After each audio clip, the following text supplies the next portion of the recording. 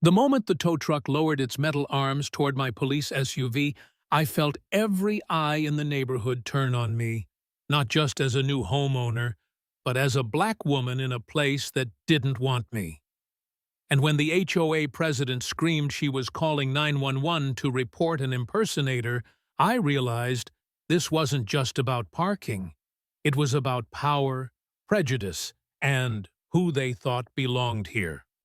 If you've ever faced unfair treatment or seen someone abuse their little bit of power, hit like, subscribe, and share your story in the comments. Every voice matters. Let's talk about justice, community, and standing up to injustice. Because the more we speak up, the harder we are to silence. Moving to Maple Ridge Court was supposed to be a dream. My wife and I, both black professionals, had worked years for this. Finally, a home with a yard, our own driveway, a place to breathe. We knew it was a mostly white, well-off neighborhood, but we wanted peace, a fresh start. We didn't expect to become the focus of a one-woman HOA crusade before we'd even unpacked. It started the first afternoon. I was rinsing pollen off my wife's police SUV, a gleaming county cruiser parked at the end of our own drive. That's when I heard the sharp click of heels, like gunfire across concrete. I looked up, and there she was, Sandra Peaton, blonde, crisp blouse, clipboard hugged to her chest like a body shield. Her eyes swept over me, lingering on my skin, then narrowing on the SUV like she was searching for proof I didn't belong. "Excuse me," she snapped, chin jutting. "That's an illegal vehicle. I'll call the police to have you arrested right now." My wife Rebecca straightened up, the badge at her hip catching the sunlight. Calm, steady. A presence that always commanded respect in uniform, though in this neighborhood, her badge seemed to make Sandra double down. Rebecca lifted her badge so Sandra could see it clear as day.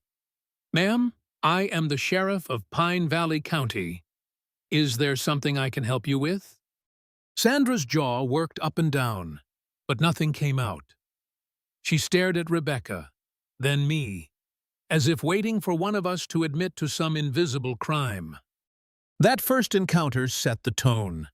3 weeks of relentless harassment followed, each incident steeped in the same mix of HOA nitpicking and something colder. The sense we were being tested, measured, found wanting. Sandra wasn't just enforcing rules. She was enforcing who she thought belonged here. She'd shove packets of guidelines through our mail slot, nitpick our trash can angle, our mailbox color. Approved colors are burgundy or green, not black. Even the height of our grass. Rebecca tried to stay patient. "She's just one of those neighborhood busybodies," she told me, exhausted after her shifts. Let it slide. But it escalated. Sandra became obsessed with Rebecca's patrol SUV. "This isn't a police station," she declared during her 5th confrontation, voice echoing down the block. "You people need to follow the rules like everyone else." "You people." I felt the words like a slap. It was always there, under every accusation, a reminder that to Sandra, we'd never be just neighbors, we'd always be outsiders. She started leaving fake citations under the windshield, complete with bogus violation codes.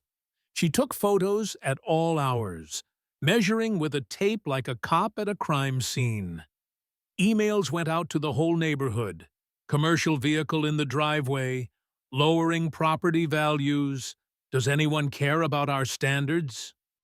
But the worst was still coming. One Thursday, Rebecca came home after a 16-hour shift. A fatal accident, 3 calls about domestic violence, a day's worth of trauma on her face. She barely got inside before we heard it, the rumble of a tow truck outside. I looked out and felt my stomach drop. The driver was already lowering the arms to tow her cruiser. Rebecca moved like she was still in pursuit. Out the door, badge in hand, voice low and deadly calm. "Sir, step away from that vehicle. I am Sheriff Thompson. That's a county law enforcement SUV. Touch it, and you're interfering with police operations under state code." The tow driver's hands shot up. "Ma'am, I'm just doing my job," the HOA president said. "She has no legal authority. Leave, now." Sandra came flying across her lawn, cell phone out, screaming, "Don't leave! She's impersonating a police officer. I'm calling 911. Rebecca tried to reason with her, but Sandra was already yelling into her phone, voice shaking with outrage. "There's a dangerous woman, probably armed, threatening my workers. She claims to be the sheriff. Send police now." Within 10 minutes, 2 patrol cars rolled up, lights off, but tense. The deputies stepped out, hands hovering near their holsters, scanning the scene. Then they saw Rebecca. Recognition flickered on the younger deputy's face. "Sheriff Thompson?" His posture shifted instantly, from cautious to respectful. Rebecca nodded, voice steady. "Mrs. Peaton here attempted to tow my county vehicle and called 911 when I identified myself.